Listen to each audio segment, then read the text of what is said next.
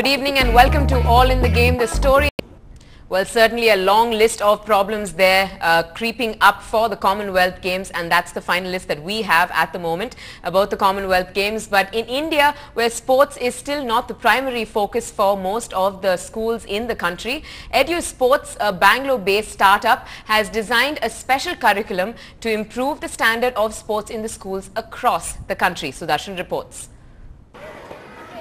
These kids look like they are on cloud 9. They've just been through a session of the new integrated course introduced by EduSports. And though they may not realize it, they are one step ahead of the rest. And they are all smiles about the experience. I do drops and I also do many other interesting games that my friends would also enjoy. Yeah, I enjoy a lot in EduSports class. Most schools fail to see the importance of implementing structured courses in sports. Chennai's Padma Sisadri Bala Bhavan has adopted the EduSports course 6 months ago but is yet to assess the skills after its application, although they say the students do enjoy practicing the prescribed skills. Children are very happy, and since EduSports in particular is now going to be giving us, now academics, we have a lot of tests and exams and then marks given and all that. And in physical education programs it is already existing, we do have grades. But is the are the teachers spending that much time or scientifically, kind of grading the children? EduSports is the brainchild of some passionate sports professionals from Bangalore. Till now, the company has implemented the course in 61 schools across the country, of which 4 are based in Chennai. Structured curriculum is not really present in a lot of schools. And even in schools where it is present, it is not really being executed. If we get a chance to work with the government, we are even planning to convert our books into the regional languages. Designed as per the US-based body National Association of Sports and Physical Education, the course offers much scope but is yet to be exploited. The company says they are in touch with the union and state governments to introduce this curriculum in government schools. In Chennai with Sudarshan, this is Ashmit Kumar for NDTV-Hindu. Now to discuss this very special story, we have Meer Waqiruddin Khalik, who's here with us in the studio. He's the co-founder and head Business Development of EduSports. Thank you very much, sir, for joining us today on All in the Game. Now tell me first about the EduSports venture. How did you come about with this idea? It's truly unique. Yeah, Jan 2009 we started this entire venture.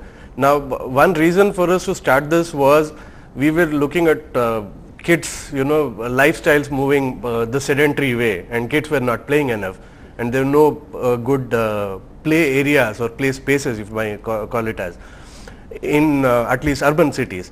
And the second thing was the deteriorating health and fitness conditions amongst kids, and schools were not doing enough. And we said that if schools give equal priority to physical education and sports like they do to academics, then I think a lot of these pieces could be, put in place. So that's the whole reason for us to start EduSports.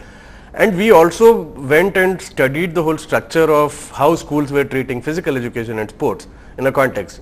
Most of the schools did not have any plan, any structured plan. It was just a recess period. A PE period was more than a principle. Absolutely. Yeah. Now speaking of that not so structured plan, now we have seen most of the schools having sort of theoretical and practical classes, but they've not been able to implement it truly, in the real form, especially since parents obviously want their children, they have this one-track mind focus that, it should be only the studies oriented schools that they have to go to. Sure. So there has been a lax really in this arena of sports implemented in schools. Sure. But how have you been able to be so successful with your venture?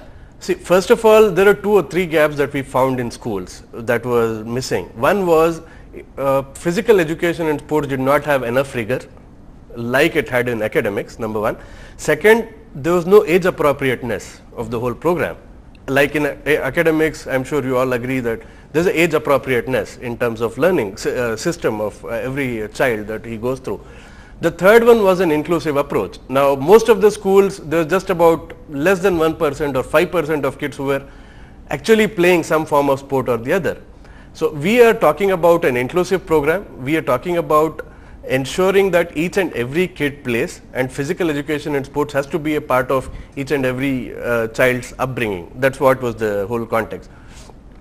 And bringing in a structure, the first and foremost thing which was missing was a curriculum.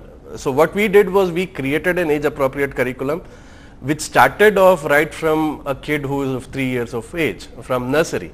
So there it is more of physical education, more of skill development, stuff that needs to be taken care of, locomotive skills, body management skills, rhythmic skills, manipulative skills, movement concepts. These are the basic skills that you need to work on when the kid is smaller of age.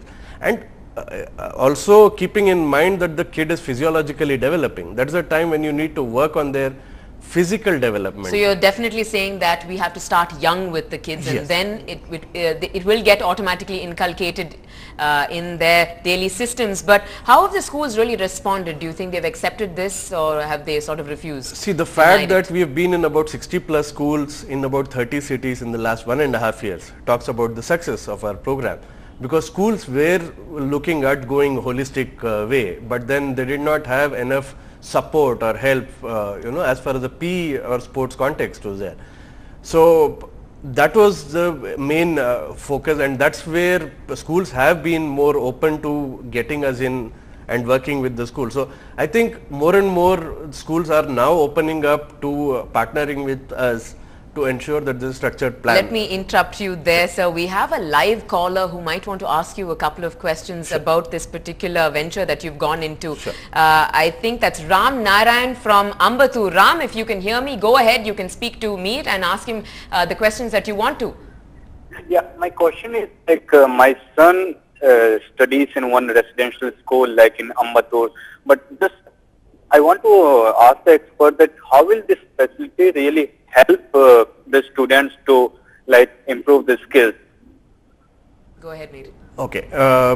See, first of all, what we are saying is there has to be a proper structure for every kid to go through. Now, there have been a lot of parents who have come back to us and said that I have a 3-year-old kid, I want to map him to tennis or cricket or football. A kid at that age is too small to be mapped to a particular sport, and if he does not enjoy, if he is not participating, if he is not having fun on the ground, then the kid would not want to participate in that particular game.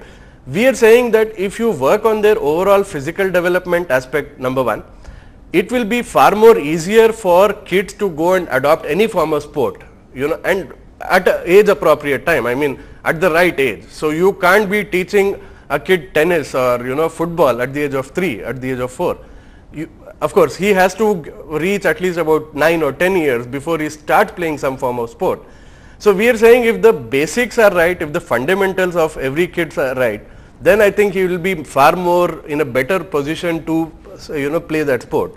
All right, now we have yet another caller, Sujata from Tirvanmur. Sujata, go ahead, you can speak to Mr. Meer. Sir, my question is that my children probably go to private schools and they might be able to afford your services, but are you trying to do anything about government schools?